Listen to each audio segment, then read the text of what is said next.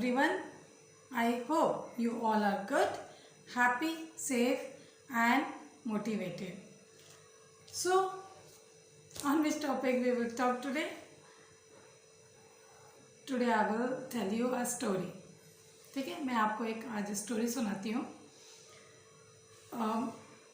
मुझे स्टोरी बहुत पसंद है क्योंकि इसमें एक ही सिचुएशन के दो रिजल्ट निकले हैं.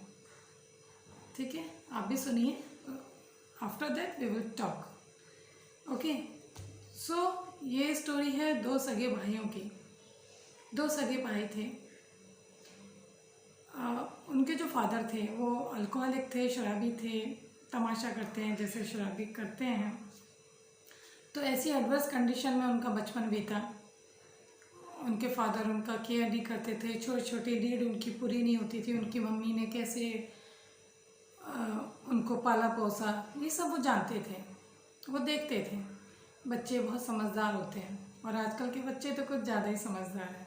खैर, उन्होंने सब चीज़ें देखी, समझते थे, रोते भी थे. तो ऐसी एडवर्स कंडीशन में उनकी अपब्रिंगिंग हुई.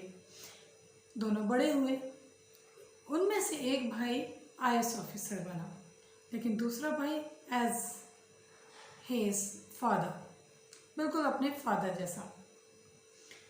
तो जब IAS ऑफिसर एक भाई बना और रिपोर्टर्स आते हैं इंटरव्यू के लिए, तो एक इंटरव्यूअर ने उनसे पूछा कि who inspired you to become an IAS officer. आपने किससे ये इंस्पायर होके IAS ऑफिसर बनने के लिए सोचा?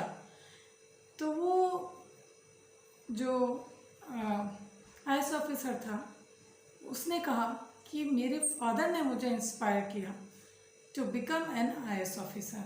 उसने पूछा कैसे? तो कहते हैं मेरे फादर जो थे वो शराबी थे, हम लोगों को केयर नहीं करते थे, घर में तमाशा होता था, एडवर्स कंडीशन में मेरा बचपन बीता. और उसी एडवर्स कंडीशन में मैंने सोच लिया था कि I will not live like that, I will change my life. So I worked hard, I study hard and now result is in front of you. आप सबके सामने, आपके सामने मेरा रिजल्ट है. मैंने उस वक्त मेहनत की, मैंने उस वक्त अच्छी तरह पढ़ाई की, तो आज रिज़ल्ट मेरे सामने है. मैं अपनी लाइफ को टोटली चेंज कर चुका हूँ. मैं अपनी इस लाइफ के ऊपर अपनी पिछले लाइफ को परछाई भी नहीं आने देना चाहता. तो इंटरव्यू को बड़ा अच्छा लगा कि चलो इतनी एडवर्स कंडीशन में भी किसी ने इतनी मेहनत की और एक IAS ऑफिसर बने. तो उन्होंने काफ़ी अप्रिशिएट किया, क्लैपिंग की और सैल्यूट किया. अब इंटरव्यूअर के दिमाग में ये था कि अब इनके जो ट्विन ब्रदर हैं उनसे जाके मिलते हैं, देखें वो क्या, उनकी लाइफ में क्या असर हुआ इसी बात का, बचपन की यादों का, बचपन का. तो वो किसी तरह उनके घर जाते हैं, ढूंढते हैं. तो जब वो घर एंटर करते हैं तो घर की हालत ऐसी थी, बेकार एकदम, लोअर क्लास. और एक आदमी चारपाई के ऊपर लेटे हुए हैं. चारपाई के ऊपर कोई बेड वगैरह, बिस्तर वगैरह नहीं है और इधर उधर बोतलें लुढ़क रही हैं. तो उन्होंने पूछा कि आप कौन है? उसने बताया कि आज मेरा भाई IAS ऑफिसर बना है और देखो मैं क्या हूँ. तो उसने कहा, इंटरव्यूअर ने उनसे कहा कि आपने क्यों नहीं मेहनत की? कहता है मेरी जो हालत है वो मेरे फादर की वजह से है.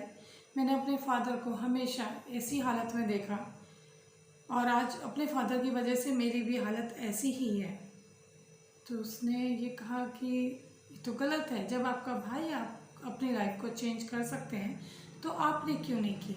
आप भी तो वही काम कर सकते थे, आपकी एज भी तो ये है. उसने कहा नहीं, मैं बचपन से जिस माहौल में रहा, जो देखा, उसकी छाप मेरी पर्सनालिटी के ऊपर थी.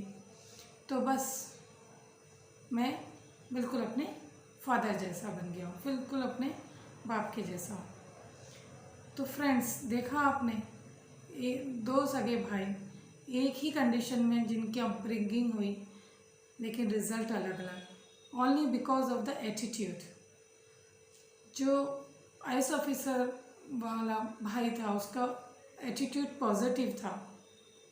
उसने हमेशा पॉजिटिवली सोचा अपनी लाइफ के बारे में और अपने आप को एक सफल इंसान बनाने के लिए खूब मेहनत की, खूब पढ़ाई की।